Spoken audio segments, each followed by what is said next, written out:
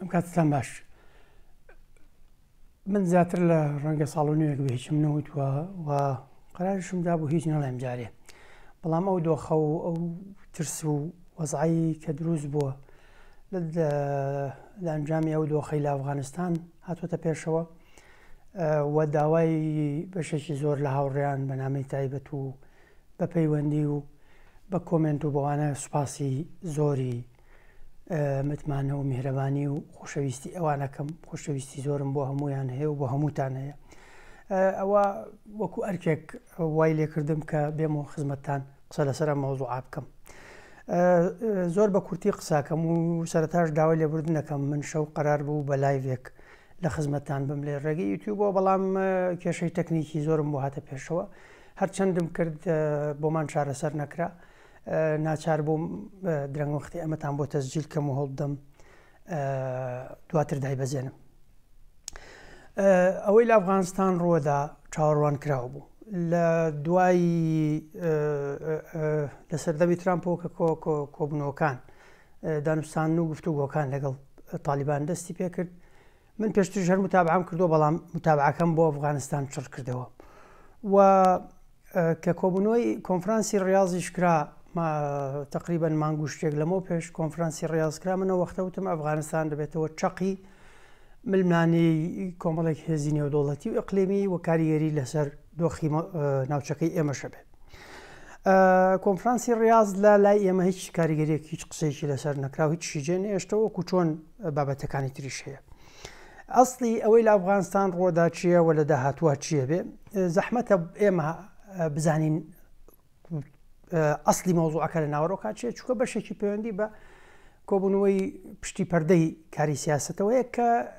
ئێمە لای خۆمان ئەو چەمکە شێوێنرا کە پشتی پەردە کرایە ژوورە داخراوەکان و دوای کردیانە ژوورە تاریکەکان و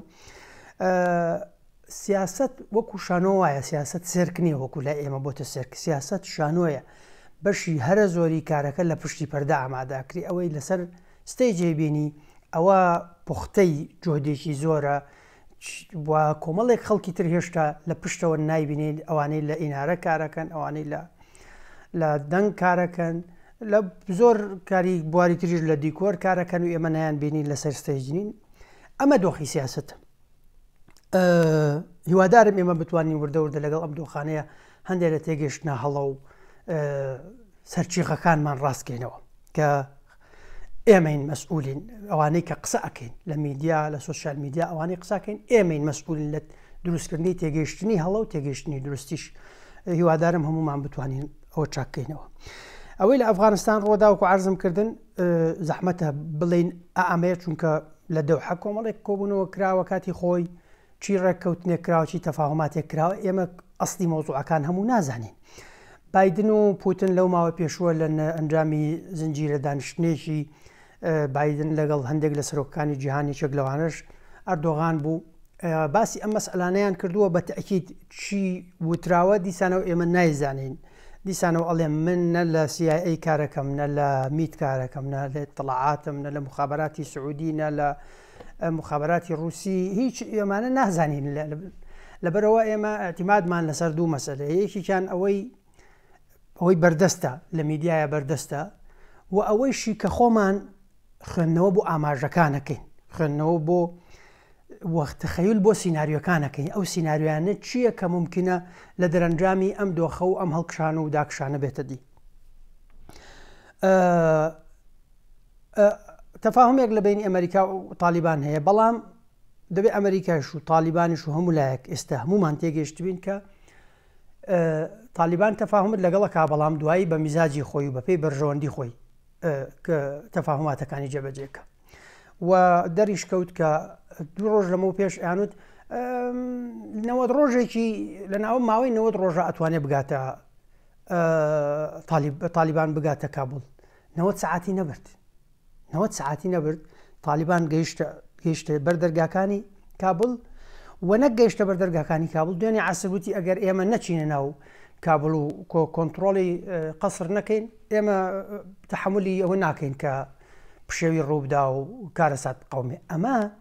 لە زمانی سیاسەتە، یعنی نێڵی بچم دروستی شەکەم و خۆت مەسئولیت، لە زیانی زمانی سیاسەتە هەڕەشە ناڵێ ئەوا لێ یەکەم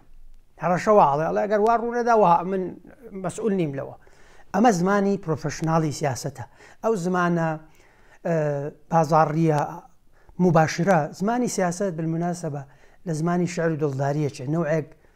نوعێک لە ئیحائی تایە، نوعێک لە شێوازی غێر مباشری تایە. ئەوە نییە لای خۆمان دێتە سەر تەلەڤیزیۆن و هینەکە هەڕەشەی بەتاڵەکە، ینی هەڕەشەی شتێکە کە لە توانایی و نییە لە دەسەڵاتشی نییە و مباشریش قساکە بۆیە بەرامبەری ئەزانی ئەمە چییە و ئەو زۆر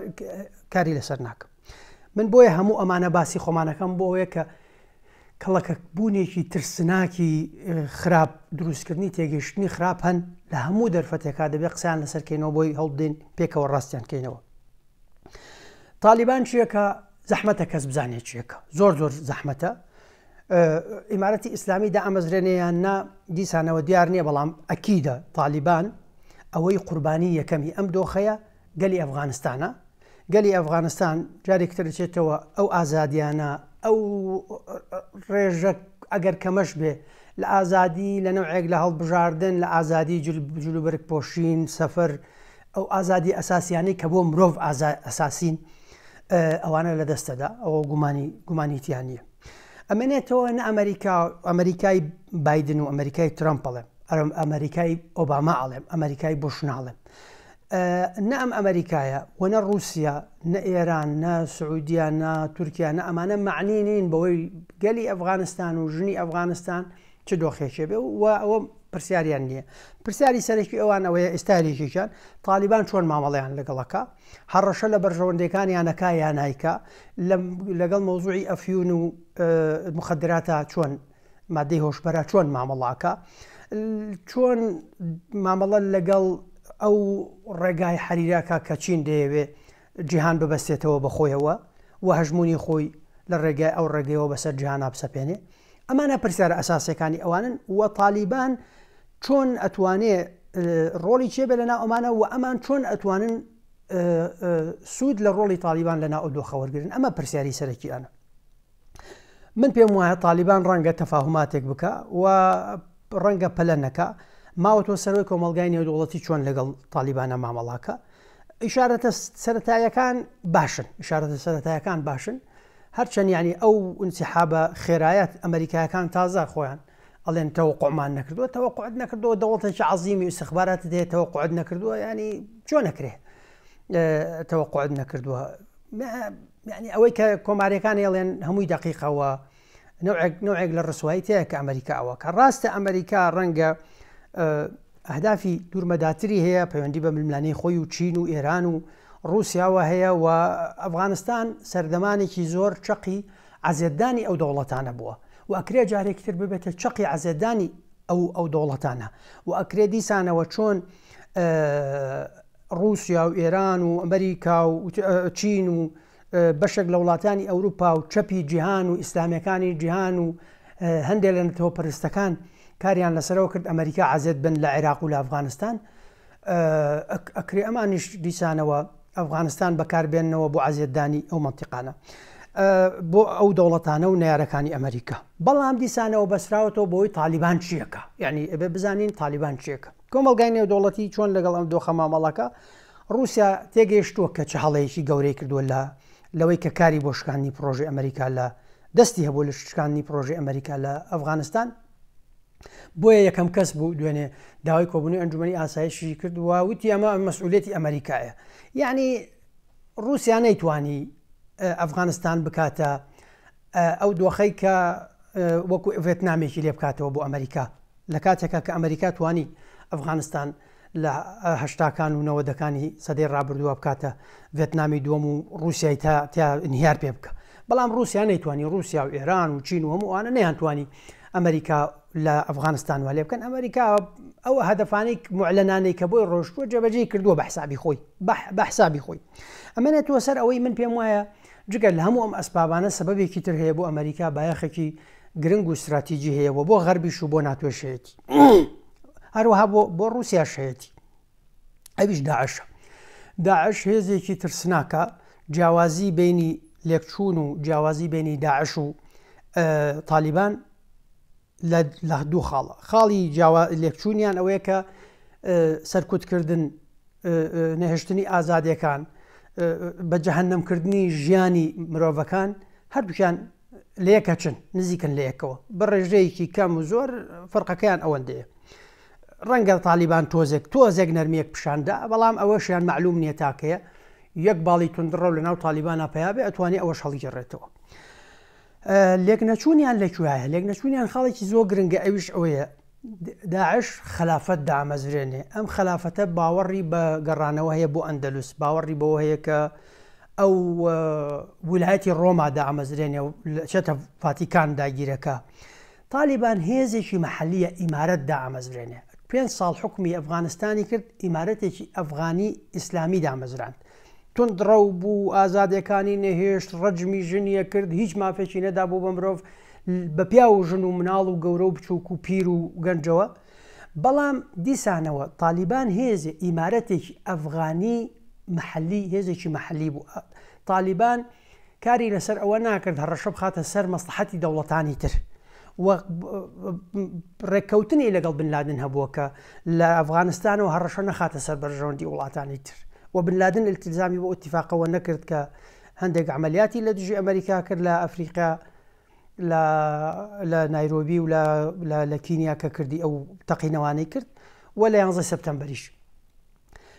ئەنجومەنی ئاسایش ئەو وەختە کە دوای 11 سەپتەمبەر لە بڕیارەکەی خۆیانە داوایان لە حکوومەتی تالیبان کرد یا بنلادن دەرکایە تەسلیمی کە ئەوانشتیان میوانە ئێمە ناتوانین دەریکەین و تەسلیمیشی ناکەین خۆی ئەگەر ئەڕوا باشە بنلادن ئەو دۆخەی بۆ تالیبان کاتی خۆی دروست کرد ئەگینا تالیبان ئەم نیازەیان نەبوو بەڵام ئەمە مانای ئەوە نیە هێشتا لە بیرمانە چ هێشتا ئەیمەن زەواهری و قاعیدە لەوێن بەڵام خاڵی ئیجابی بەنسبەت ئەمریکا و ڕووس و غەیری ڕووس و ئەمانە ئەوەیە تاکە هێزێک کە لە ئەفغانستان ئەتوانێت ببێتە ڕێگر لە بەردەم دامەزرانی خلافەتێکی داعشی لە ئەفغانستان و هەڕەشە لەسەر هەموو منتیقەکە بکە تالیبانە تاکە هێزێک کە ئەتوانێت لە ڕووی عقائیدیەوە لە ڕووی عمقی ئینتیمای منتیقەکەەوە ئینتیما بۆ خەڵکی منتیقەکە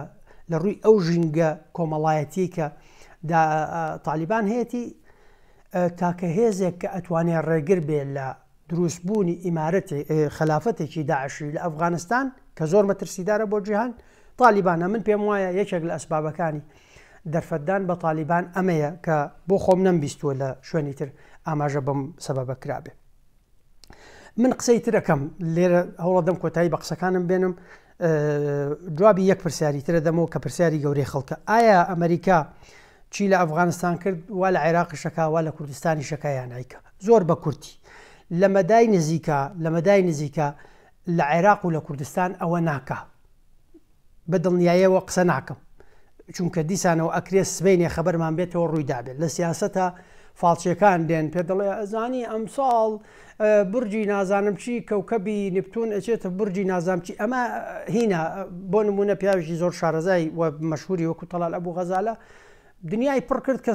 ساڵی پار الحرب العالمية الثالثة بين الصين وأمريكا تقوم 2020 خەریکە 2021 شتەوە بێ حربیش دروست نەبوو مناوەشاتی بچووکیش لە بینیانە دروست نەبوو ئەمە منطقی فاڵچیە لە پێشبینی سیاسیە پێشبینی سیاسی ئەڵێ ئەم هێزانە هەن ئەم کەیسان هەن ملیانیان لەسرە ئەم سینناریویانە واردن ئەم سینناریوی ئەگەری زۆرترە لە میتریان ئەمە کە ڕوویدا چی بکرێ ئەمە ڕوویدا ئەمەیان ڕوویدا چی بکرێ لە منطقی سیاست و پێشبینی سیاسی ئاواکرێ و ئەتوانین پێشبینی سیاسی بکەین مادام ئەتوانین پێشبینی کە شوهەوە بکەین ئەتوانین پێشبینی لە سیاسەتی شا بکەین دێمەوە سەر ئەوە ئایا ئێمە شوالی ئەکا لە مەدای نزیکە حاڵەتەکەی عێراق و کوردستان و ڕۆژاوای کوردستانیش جایە لە حاڵەتی ئەفغانستان لە ئەفغانستان ئەسبابی دەرچوون زۆرن لە عێراق و کوردستان ئەسبابی مانەوە زۆرن بۆ سەبەبی سەریع زۆر بە خێرایی ئێڵێم بۆی ڤیددیۆکە بێتاقەتتان نەکاو ماوەکەی زۆر بێ سەبەبێکیان ئیسرائیلە من ئەمەم زۆر وتووە ئیسرائیل ئەتوانێ قدرەتیشی هەیە نێڵێ ئەمریکا پاشەکشە بکات لە منتیقەیە سەبەبێکی تر سەرچاوەکانی وزەیە کە ئەمریکا ناتوانێت جێ بێڵێ ئەوە ململانەی ئەمریکا لەگەڵ ئێران و لەگەڵ نەیارەکانی تری لەم منتیقەیە پێویستی بە پێگەی تر هەیە کە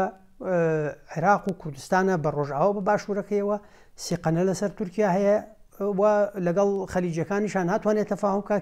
کێشەی گەورەی هەیە بۆیە عێراق و کوردستان بایەخی استراتیجی گەورەیان هێشتا ئەمێنێ بەڵام ئەمریکا ئێستا ئەوان سیحاب ناکا بەڵام کورد دەبێت لەسەر بنەمایکی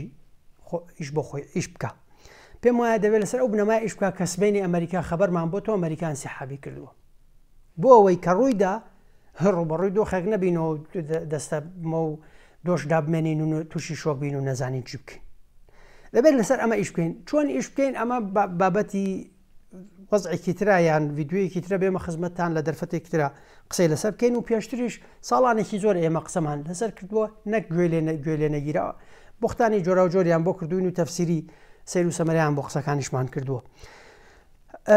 ئەمریکا بەجێمانەی هەڵێ یان نابڵێ واردە بەجێمان بێڵێ چونکە ئەمریکا بۆ لە بەرخاتری ئێمە هاتووە بە بەرژەوەندی خۆی هاتوو ئەمریکا لە ماوەی ساڵێکا دوو جار بەجێ هێشتین لە ماوەی 1 ساڵە باسی 75 ناکەم چونکە 75 تەنها ئێمەی بەجێ نەهێشت بەهاری 75 بەهاری خیانەتەکان بوو خیانەت بوو لە کورد لە کەمبۆدیا لە لاوس لە ڤێتنام لە کۆمەڵی وڵاتی مهم و گەورەی جیهان و بەرژەوەندی خۆی و دۆخی ناوخۆی خۆی حاکمە جیەکایان نیکە ئەمریکا ساڵی 2010 ترامپ بڕیاری کشانەوەیدا لە ڕۆژاوای کوردستان بڕیاریدا بکشێتەوە ئەو وەختە دۆخێک دروست بوو کشانەوەکەی تۆزێک خراپ کرد پیاوێکی شەریفە بوو وەزیری بەرگری ئەمریکا بوو ماتیس لەسەر ئەوە وازێهێنا لەسەر ئەوە استیقالی کرد لەسەر ئەوەی کە ئێمە خیانەت لە کوور دەکەین و بەجێ هێڵین بەم دۆخە هەڵبەتە ناڕەزایەتی و بێتاقەتی زۆری هەبوو لە ترامپ بەڵام ئەوە هۆی سەرەکی هۆی ڕاستەوە خۆی استیقالەکەی 2009 دیسانەوە جارێکی تر بەجێ هێشتین و ئەو دۆخە خراپەی بەسەر ڕۆژاوای کوردستانە هێنا و بەشێک لە ڕۆژاوای کوردستان جارێکی تر داگیرکرایەوە بۆیە قسەکان پوختەکەمەوە باشی یەکەم ناچمەوە سەری کە باسی تالیبان وانە بوو بەشی ئەخیری کە زۆر پرسیاری خەڵکە لێرە چڕەکەمەوە دووبارە ئەمریکا وەکو ئێوەمان لێکە لە مەدای نزیکانە خێر بەڵام لەم بە خۆمان وا حازرکەین کە لە هەموو دقە و سەعاتێکە ممکنە ئەومان بەسەرابێ و دەبێ خۆمانی باش بۆ حازرکەین من ساڵی 2010 لە میدیاکان و لەوانە وتم کاکە برا من نا ڕۆبەرت فۆرد سەفیری ئەمریکا بۆ لە سووریا یعنی ئەم پیاوە شارەزایی لە سووریا هەیە وتاری نووسی و ئەڵێ ئاگاتان لە خۆتان نەبێ کوردەکان ئاگاتان لە خۆتان نەبێ ئێوە ئەبنە قوربانی و ئەمریکاتان فرۆشی یەک کۆمەڵ خەڵک پیا بوون ڕۆبەرت فۆرد هیچ نییە و ئاگای لە دنیا نییە و لە خۆی قسە فڕێدەکە کە ڕۆبەرت فۆرد تۆ نییە بە چەقەنەیەک بووی بە چاودێری سیاسی ڕۆبەرت فۆرد بەگاڵتە نەبووتە سەفیر لە وڵاتێکی مهمی وەکو سووریا ئەو قسانە کە ئەکا ئێمە بێ بخوێنەوەی وردمان هەبێ متابعی ورد بکەین بڵێ ئێمە تاکە شتێک کە ئەبێتە مایەی مسۆگەرکردنی دوا ڕۆژی گەلەکەمان و نیشتیمانەکەمان ئەوەیە خۆمان ئامادە بکەین خۆمان چۆن ئامادە بکەین ئێمە ساڵانێکی زۆرە قسە لەسەرەوەکەین چی بکەین باشە و هەروەها چیش نەکەین باشە بەداخەوە گوێ لێ نەگیراوە بەڵام ئەرکی ئەخلاقی و نیشتیمانی و ئینسانی و نەتەوایەتیشمان بەرامبەر بە میلەتەکەمان بەرامبەر بە دوا ڕۆژی نیشتیمانەکەمان میلەتەکەمان ناتوانین خۆمانی لێ بدزینەوە خۆشمان قەت لێ نەدزیەوەەوە خۆشمانی قەت لێ نادزینەوە ئەوە لێ ئەگەڕێم بۆ دەرفەتێکی تر بۆەوەی کات زۆر نەگرم